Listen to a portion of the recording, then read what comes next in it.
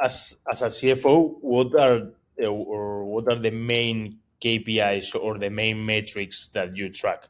Definitely in the startup world, growth is super important, but what are those other two or three metrics that you try to always look? Yeah.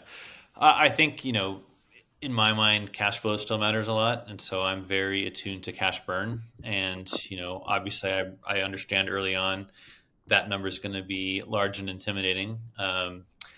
But you need to be able to confidently put together a forecast that shows how that number is going to right itself.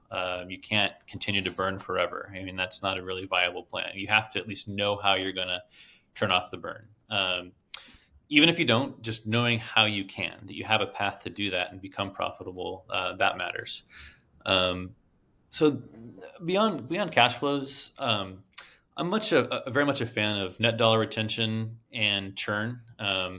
Net dollar retention is a fantastic measure. It shows you it's sort of a combination of the level of churn relative to the level of growth you have with existing customers. Mhm. This is a very big metric in subscription businesses, which a lot of startups tend to be now. Um, but just really knowing that your growth is vastly exceeding any customer churn you have matters. And then, but just looking at that alone, I think obfuscates sometimes hidden churn problems. Like you may have some accounts that are growing, but churn is very telling. It's your customers giving you direct feedback that something isn't working.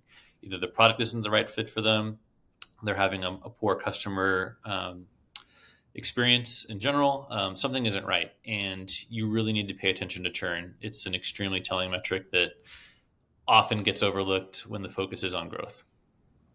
Mhm. Mhm. Can churn also be related with the market situation? Oh, for sure. I mean, obviously, at some point too, some of the products that are out there are considered, maybe luxuries and not necessities.